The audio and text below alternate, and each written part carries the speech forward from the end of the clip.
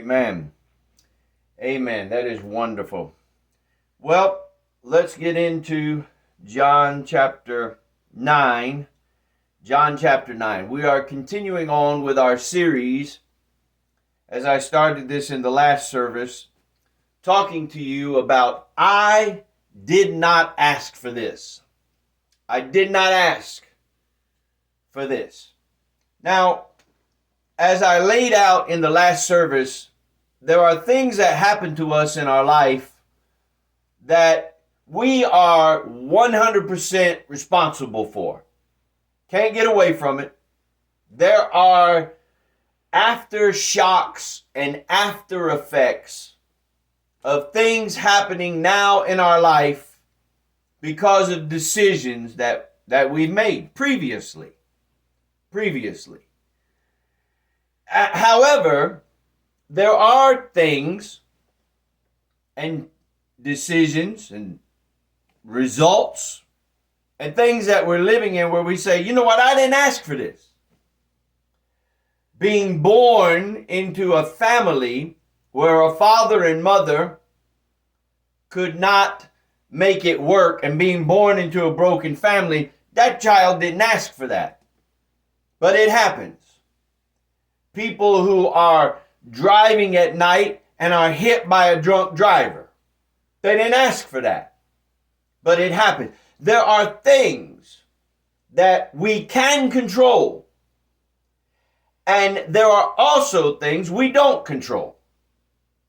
And as I started in part 1 last week in John chapter 9, our focus is around a blind man. And I'm not going to preach that or talk about that, but just briefly, I'll say we had this blind man and the disciples immediately said, who sinned? Why is he born blind? We were not born blind, so therefore we must be okay. And there are a lot of people that are that way today. Well, you're struggling. I'm not struggling, so I'm okay, but you're not okay. So you must have done something wrong in order to get that messed up in your life. Now, there are some things we take responsibility for, but there are some things that we absolutely do not control that happen to us. And this blind man, and Jesus was very quick to assert to his disciples, stop blaming the blind man. He didn't sin, and his parents didn't sin. So Jesus was very quick to say, this doesn't have anything to do with him. As a matter of fact, he said in the opening verses that this man was born blind so that the works of God might take place in his life. And I addressed that in part 1. So now I want to continue on because we're going to pick up in John chapter 9 and verse 5. So Jesus said, while I am in the world, I am the light of the world. Now, I want you to understand that because Jesus says to us, he came to be the light. He came to give us a light on a pathway of being able to see in this life. I have found that judgment does not give you a light. It gives you condemnation. When you walk around pointing at everybody. Oh, look at them. I'm so glad I'm not as bad as them. Oh, I am so glad I'm not like them. Oh man, look at where they messed up. I'm so glad I am not like them. May I stop and remind us here that there was a story that was told by Jesus, and he said there were 2 men that went into the temple to pray. One man felt he was righteous. One man thought he was holy. I'll tell you what he was. He was religious. That's what he was. And he stood there and he said, oh God, I'm so glad that I am not like this sinner that is here. I am so glad that I am not like this man with all of his faults and failures and difficulties. I am so glad that I am not that way. But then Jesus said the other man stood there and beat upon his chest. Now, the Jews did this as a way of showing penitence. It was just a simple beating on the chest, crossing his arms and saying, "Oh God, be merciful to me, a sinner. Oh God, just please be merciful to me, a sinner."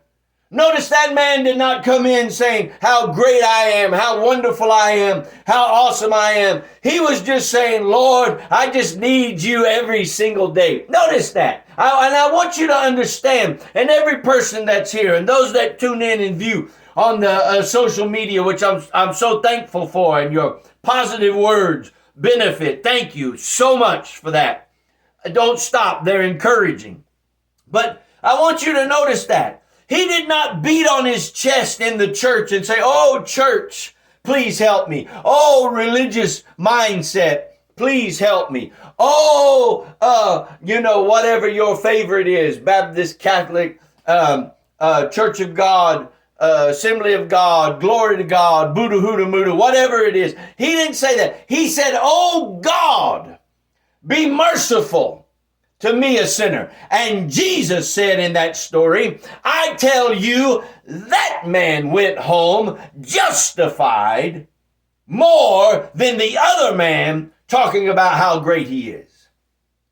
See, there's a sense of saying there is power in a prayer, that not just a prayer that stands up and says, "Oh God, thank you, I'm so awesome. Look at the Superman cape that I'm wearing." No, there's power in a prayer that says, "Dear God, please have mercy on me. Please have mercy on my family. Please help me in this life that I'm living." I don't want God to help me be religious. I don't want God to help me follow do's and don'ts. I want God to help me be, as Jesus said, "While I'm in the world, I am the light of the world." I want to be able to shine a path on this world to help people find the lighted path. And that is not in judgment and hate and prejudice and ridicule. It's not in "I'm so much better than you are." That's garbage. And if I ever preach that, if I ever become that type of minister, may my tongue cleave to the roof of my mouth and I never speak another word. I'll never darken the door of another church. I'll never open another Bible if I become that person. And I don't want to be that person. I want everybody from all walks of life to look at me and say, "I understand. I see the light in him." Now, Jesus says, "I am the light of the world." Now, the next verse says, he's still dealing with the blind man. And I want to pose a question to you here.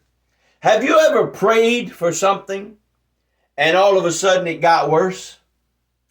Have you ever said, "I think God is working against me"? I will raise my hand and say, yes, I have. I have said, "I don't think Jesus is on my side." I've said that. Dr. Packer, you've said that? Yes, I have. God so help me, I will tell you the truth. I have. I want to be the most transparent minister on the planet. I've messed up more stuff than I've done right. I've only made it because of those prayers. "Oh God, please have mercy on me." And he says to the blind man, he says in verse 6, "I'm the light of the world." And he bends down where the blind man is. I want you to notice this. It says in verse 6, he spit on the ground, and then he made clay of the spittle, and then he took the clay and put it on the blind man's eyes. Now look here. I have never in my life been to a church service where somebody did that. And if they did it, I don't care how spiritual you are. I don't care how many Bibles you have or how many Bibles you've read. I don't care what school you went to. I don't care what moniker you wear. I don't care how spiritual you are. Nobody in their right mind is going to let the pastor spit on the ground, make mud cakes out of the dirt, and then wipe it on their face. Who in the world is going to let somebody do that? But Jesus spit. It's right here recorded. John recorded it. He spit on the ground. He made clay of it, and then he smears it all over that man's face. Now, the series is entitled, I Didn't Ask for This. So we already understood last week, the blind man didn't ask to be born, and he did not ask, number 2, to be born blind. Now, he certainly didn't ask for this. I didn't ask for dirt to be turned into mud pies. I didn't ask for mud pies to then be spit on, and I didn't ask for you to smear that on my face. That's not even hygienic. And the blind man didn't ask for this. This is what I want to say. Have you ever prayed a prayer and it looked like Jesus is working against you?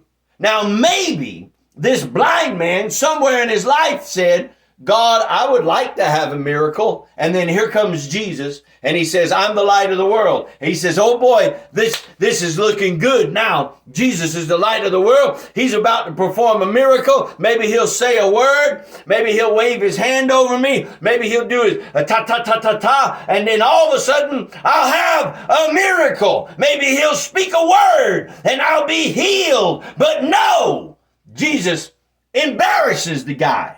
At least that's what it looks like.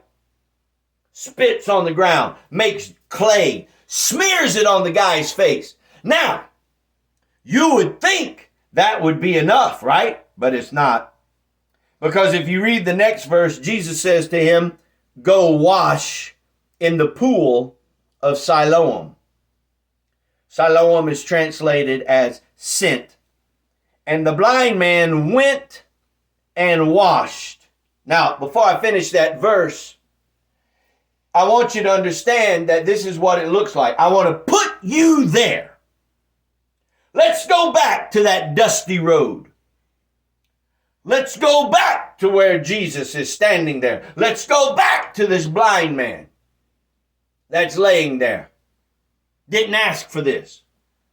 Maybe he uttered a prayer and said, oh God, I would like to be healed. And Jesus shows up and spits on the ground, smears it on his face. But it's not enough that Jesus tells the blind man, okay, now, here's what I want you to do. Go to the pool.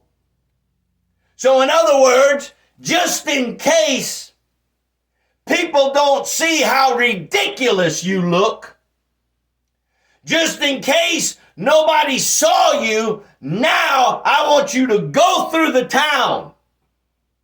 And I want you to wash in the pool. Now listen, take yourself out of this. It looks like Jesus is working against this guy. It looks like Jesus is abusing handicapped people. It looks like Jesus is embarrassing this guy and humiliating this guy. It's enough that he was already born blind. It's enough that people are saying, well, he must have sinned or else he wouldn't have been born blind. Or maybe his parents sinned, he wouldn't have been born blind. It's enough of that. But no, Jesus said, no, I got to make it look a lot worse than what it is. And I'm telling you, I'm telling you, this happens to us every day. These people that continue to preach and declare, pray one prayer and God will give you 50 miracles. I don't know that God, but I do know that there are times that I've asked God to help me in my life and help me in my circumstance and help me in my situation. And I prayed in Jesus' name and it looked like things got weird.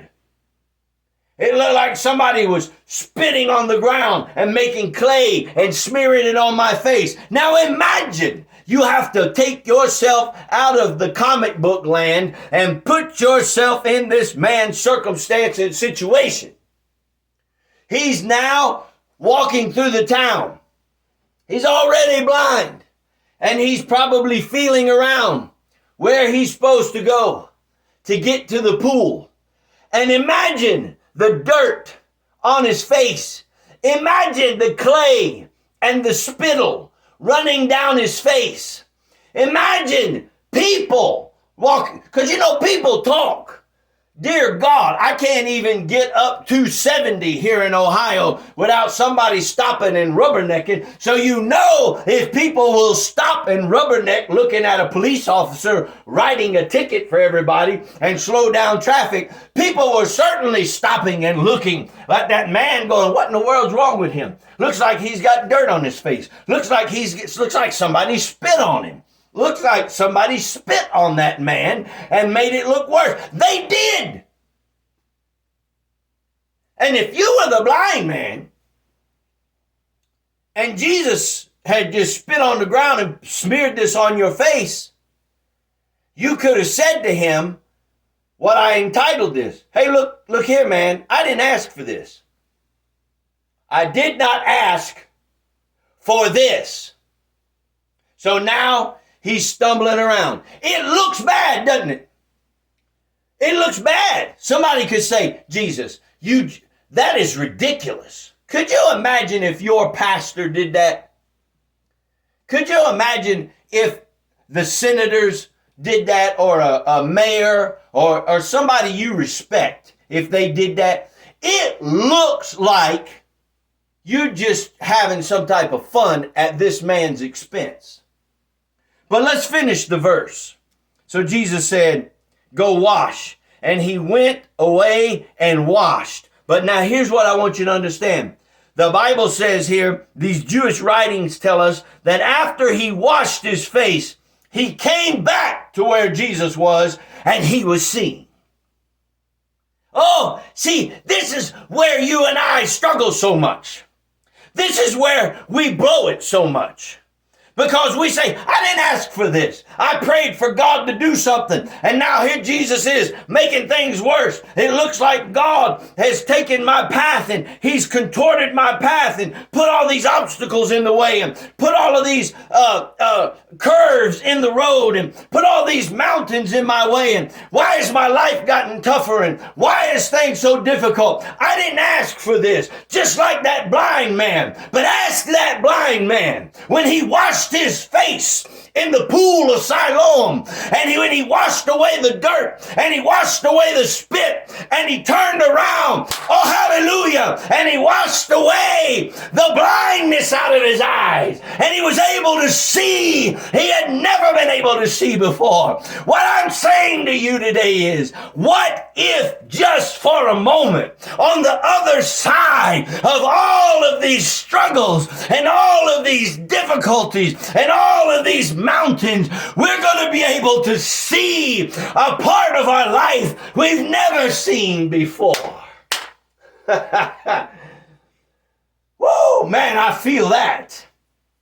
Oh, I came to preach at Marlan Circle today. I came to tell somebody today, whenever you view this, I come to tell you that there is a time when it looks like Jesus might be working against us. But if we can hang in there and walk that road and live that life, when you wash that dirt away and you wash that spit away, you're going to wash that blindness away. And you're going to be able to see something in your life that you never saw before. Woo! He said, I didn't ask for this. I didn't ask for this blindness. I didn't ask for you to spit on the ground. I didn't ask for you to put that on my face. I didn't ask for you to tell me to go through the town and look like an idiot. But when he went through and washed, you know what else he didn't ask for? Man, he didn't ask for to be able to see with 20/20 vision. But that's exactly what happened. Now, let me turn the corner on this quickly because I don't want to, this is a series, so I don't have to tell it all to you in one time. But watch this. Verse 8, therefore the neighbors and those who previously saw him as a beggar said, is this not the one that was sitting over there begging? And others said, yep, that's him. But then others said, no, that's not him. That's just somebody that looks like him. But the blind man kept saying, nope, I'm the one. Nope, it's me. I'm the one. And they said, well, how is it that your eyes were open? I want you to understand this. When this man came walking back and he was able to see, when you have a testimony that you can talk about how I didn't know how I was going to make it, but somehow God made a way. When you have a testimony about how rotten you are and all the things that are in your past life should disqualify you, but yet God keeps blessing you and keeps wanting to use you. When you say, I'm not even worth anything. I don't even know why I'm here. And you wake up the next morning with breath in your lungs. See, what happens is when people start seeing that, some people will say, how is that possible? I don't see how it is. Some people will say, like these people did to the blind man, nope, that's him. That's the blind man. But other people will say, no, that's not him. See, that's what, these were the atheists. He comes walking back, being able to see, and the atheists go, no, that's not possible. Because when you're born blind, you stay blind. And that's how it is. And I've never seen a miracle. And so that's not him. That's somebody that looks like him. But that's not him. But this man says, wait a second, don't you tell me. I know me. I know I'm the one that was blind. I know I'm the one that asked God for help. And I know that Jesus showed up. And when I thought, now he had to turn around and say, Jesus, I'm sorry. I thought you had lost your ever-loving mind. But I'm so glad you spit on me. I'm so glad you made dirt. I'm so glad. You know, what if on the other side, and listen, I'm not talking about heaven. I'm not talking about when you die and fly away. I'm talking about on this earth. What if in this year, before this year is over, what if all the trials, all the spit we've gone through, all the dirt and the clay that's been smeared on our eyes to try to stop us from seeing, what if it's about to turn around and you're going to be able to see something in your life that you never seen before? He said, I didn't ask for this. He might not have asked for it, but he was glad he got it. Amen. He might not have asked for it, but he was sure enough glad he got it. And people said, no, that can't be him. Listen to what I'm about to tell you as I close. Don't let people stop you or talk you out of what you know God is going to bless you with. They wanted to tell this blind man, you didn't see.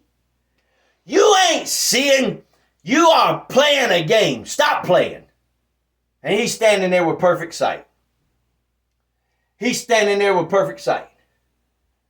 Listen, when you get to the other, that's why some people can't talk you out of your blessing. Some people can't talk you out of what you believe God's about to do for you.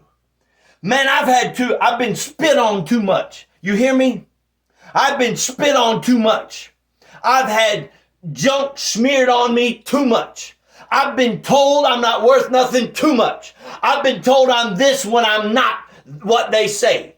I've been told that you can't be that. You not this. You not helping nobody. Stop doing this. You don't have that. Stop all that. They were telling him, you're not the man. But he's saying, I know me. I'm the man. I'm the man. I couldn't see. Yes, somebody has been drug addicted, but now they are free. They might be fighting, but they're free. Yes, there are people that were bound by alcohol, but not everybody's dying by alcohol. Not everybody everybody's a liar. Not everybody's a cheat. Not everybody's hooking and crooking and stealing and dealing. Not everybody. Some people are walking, believing, and trusting through the scrapes and the scars and the scares and the pains of their life. No, he didn't ask for it, but he was sure enough glad when he got it. Don't let people talk you out of the blessing that you know God has given you. For he that has begun a good work in you will perform it until the day of Christ Jesus. I'm going to continue on with this series, but this is part 2 of I Didn't Ask for This. I want you to stand together